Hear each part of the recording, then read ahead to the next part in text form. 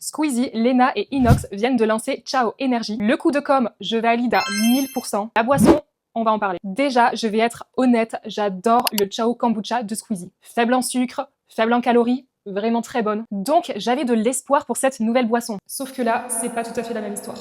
Ils vendent ça comme l'energy drink parfaite, moins de sucre, des arômes naturels, de la caféine naturelle, des extraits de stevia. Ça sonne bien sur le papier, mais décortiquons ça ensemble. Le sucre, 10 grammes par canette. L'OMS recommande 25 grammes de sucre par jour. Donc une canette, c'est déjà 40% du quota journalier. Et il précise que c'est du sucre de canne, sauf que le sucre de canne et le sucre blanc, c'est biochimiquement la même chose. Ton corps ne fait pas la différence. La caféine, dite naturelle, parce qu'elle est extraite de grains de café. Alors que la caféine vienne d'un grain de café ou qu'elle soit synthétisée en laboratoire, c'est la même molécule. Le même impact sur ton système nerveux, le même risque de dépendance. La stevia est présentée comme une alternative plus saine aux édulcorants artificiels, sauf que les études sur son impact sur le microbiote et sur la réponse insulinique sont encore très limitées.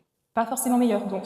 Ce qui me préoccupe vraiment avec cette boisson, c'est la cible. Squeezie, Lena, Inox, c'est des millions de jeunes qui les suivent et principalement des ados. Et les boissons énergisantes déjà chez les adultes, c'est pas anodin, car elles peuvent provoquer des palpitations, une élévation de la tension artérielle, des troubles du sommeil et de l'anxiété. Alors chez les ados dont le système nerveux est encore en développement, les risques sont décuplés. Et c'est pas un hasard si leur vente est interdite aux mineurs dans de plus en plus de pays. Donc je vais être honnête avec toi, le marketing est brillant. La vidéo de lancement est géniale, mais une boisson énergisante reste une boisson énergisante. Même avec du sucre de canne, même avec de la caféine dite naturelle. Et marketer ça comme l'energy drink parfaite à une communauté principalement jeune, ça pose un vrai problème. J'applaudis le coup de com', mais la boisson, beaucoup moins.